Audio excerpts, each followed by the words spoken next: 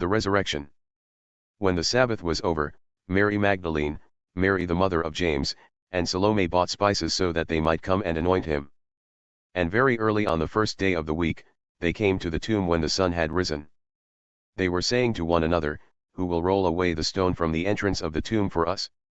And looking up, they noticed that the stone had been rolled away, for it was extremely large.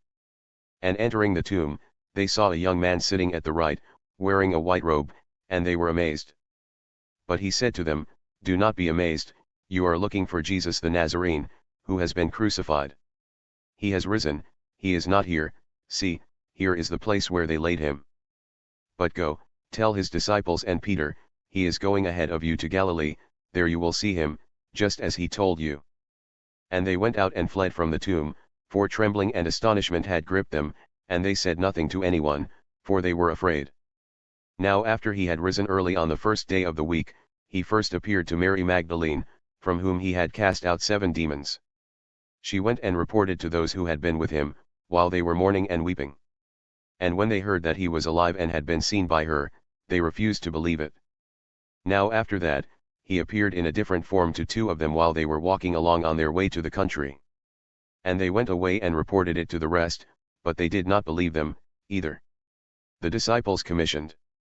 Later he appeared to the 11 disciples themselves as they were reclining at the table, and he reprimanded them for their unbelief and hardness of heart, because they had not believed those who had seen him after he had risen from the dead.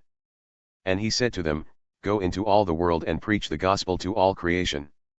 The one who has believed and has been baptized will be saved, but the one who has not believed will be condemned.